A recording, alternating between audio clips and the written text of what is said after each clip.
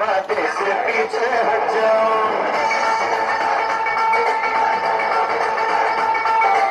आता नहीं है मुझको के बातें से पीछे हट जाओ, यार यही है बता के बातें पे हमें मिट जाओ, मेरे जीने का ढंग है।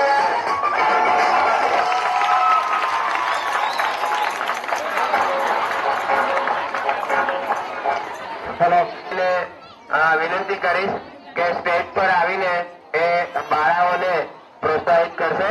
એમના તરફ આ બાળાઓને ઇનામ મળે છે.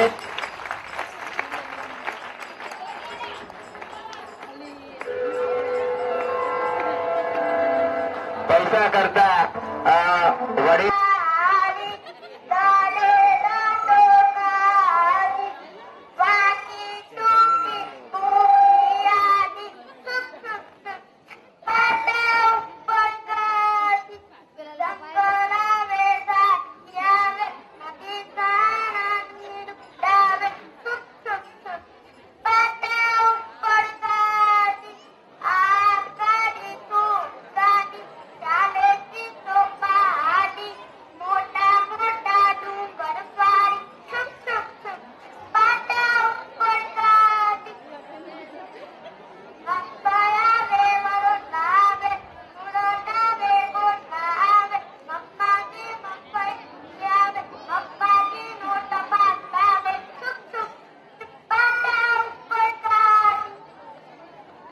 અભિનંદન શ્રી ગોવિંદ કાકા તરફથી એમને ઇનામ મળી રહ્યું છે.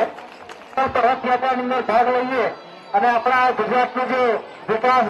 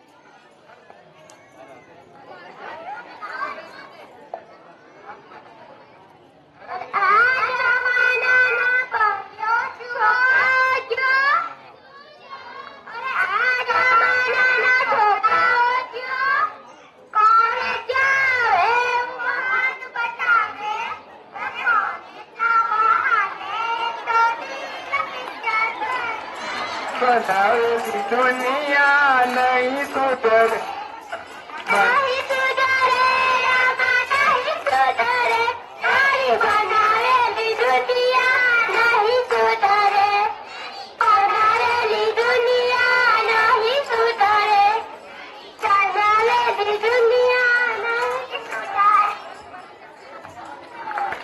કવાલીના મેઇન હીરો આગળ આવે અને ગામના વડીલના આશીર્વાદ લઈ લે. હવે જીનલબેન અને શ્વેતાબેનને હું વિનંતી કરીશ કે સ્વર્ણમ ગુજરાતના સંકલ્પ બાળકો પાસે લેવડાવશે. એટલે દરેક બાળક, હા તમે 3 જણા, દરેક બાળક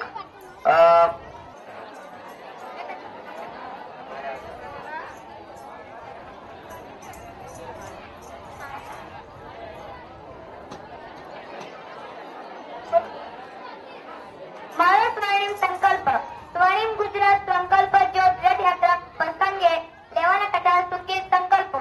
હું નિયમિત શાળાએ જઈ હું વ્યક્તિગત સ્વચ્છતા જાળવી હું નિયમિત લેસન કરીશ હું જૂઠું બોલીશ નહીં હું હંમેશા હું સારું રીતે વાંચન કરીશ હું દર વર્ષે નવા 2 બુક્સ વાંચીશ હું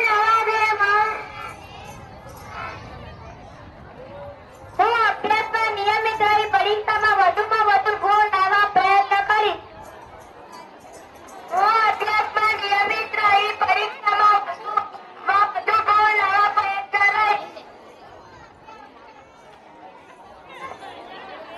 હું મારા બાપના અભ્યાસમાં નબળા વિદ્યાર્થીઓને મદદરૂપ થઈ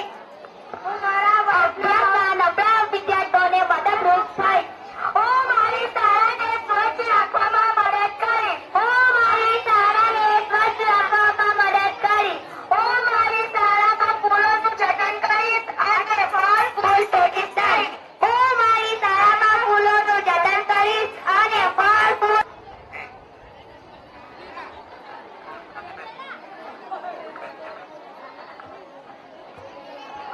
એક રૂપિયા આપને 1 રૂપિયા. આ કોણ છે? આ સારો બનવા દેખાશે પણ એને શું થયું? અરે વિશ્વાસ બેસે નહીં, પણ આ એક કોમ્પ્યુટર એન્જિનિયર છે. 500 વર્ષ કેનેડામાં કોમ્પ્યુટર એન્જિનિયર તરીકે સારી નોકરી કર્યા બાદ હવે બેટા સાથે ભારતમાં પાછો આવ્યો છે.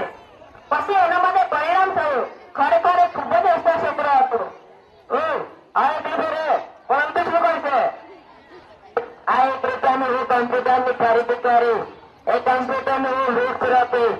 પછી ઘણા બધા કમ્પ્યુટર થઈ જશે. એને હું હટાવી નાખીશ. એ 1 રૂપિયા આપને. આ વેપારીની કહાની કેવી હોય છે? અરે પણ ભારત અને રાજ્ય શું કરી રહ્યા છે? હા, એ તો સમાચાર સાંભળી રહ્યા છે. ચાલો આપણે પણ સમાચાર સાંભળીએ. નમસ્કાર. આજના મુખ્ય સમાચાર.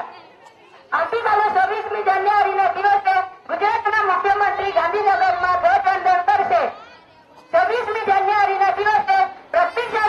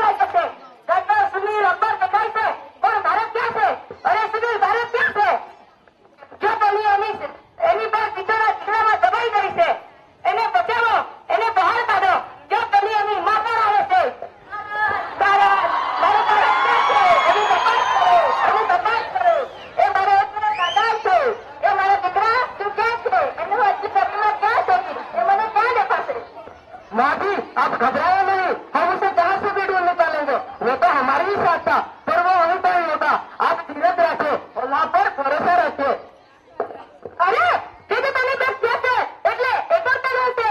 આપણે એને જોઈએ.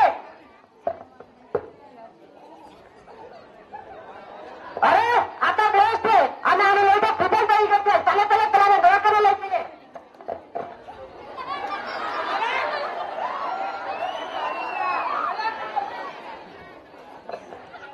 ડોક્ટર સાહેબ આ મારો પ્રિય મિત્ર છે. ભૂકંપમાં દબાઈ ગયો અને ભેસ થઈ ગયો છે. એને હોસ્પિટલ ડોક્ટર સાહેબ એને હોસ્પિટલ આવ્યો. સારું મને પહેલા જવાબ દો. આને થયું શું છે? અરે બાપરે આનું તો બહુ લોહી ગયું છે અને આ જોડે લોહી આપવું પડશે. પહેલા આનું લોહી ચકાશે પછી ગામમાંથી એટલું લોહી આપવું પડશે. ડોક્ટર સાહેબ ગમે પછી મેં ડોક્ટર અમે તૈયાર છે. પહેલા આના કાન બચાવો. આના કાન બચાવો.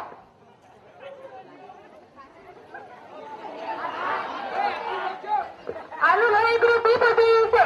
આ લોહીને પકડી લેવો બહુ સહેલું છે. પહેલા તમારામાંથી પહેલું લોહી ગ્રુપ બી પોઝિટિવ કે ઓ પોઝિટિવ છે તે આપણે ચકાસશે. ચાલો રાજેશ પહેલા તમારું લોહી ચકાસશે. મારો નાના ડોક્ટર સાહેબ હું મારું લોહી એને ના આપું. તમે મારા લોહીની ચકાસણી ના કરો. તમને શું થયું? તમે તેને ખાસ મિત્રો છો. તમે એમને પ્રાણ વધારવા માટે આટલું બધું યોગદાન આપી શકો?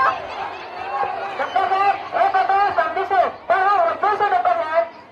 શું તમે સી રીતે વર્તન છો?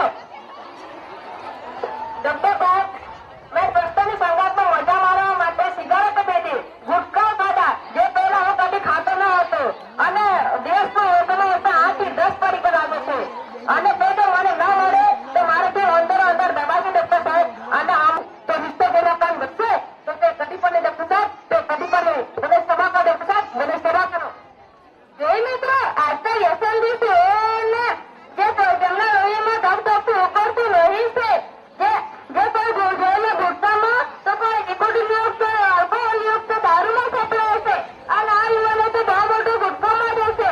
જીવનમાં દુનિયામાં કોઈ ઉપચાર નથી કે કોઈ દવા નથી. તેવા વ્યર્થ રોગોમાં તબિયત જોવાને સપડાવ્યા છે. जिस देश का बच्चा नहीं बैठा हो उस देश का क्या होगा? जिस देश का नौजवान ही बेखबर हो उस देश का क्या होगा?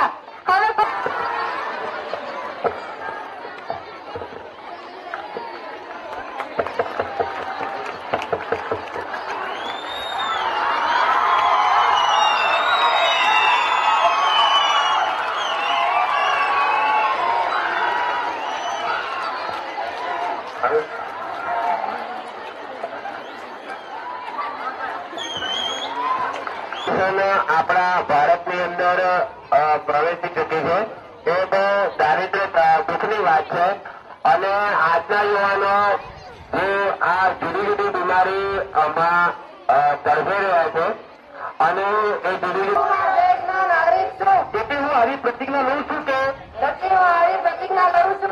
આજથી હું ધૂમ્રપાન કરીશ નહીં. બીજાને પણ કરવા દઈશ નહીં. સમાજને વ્યસનમુક્ત કરવો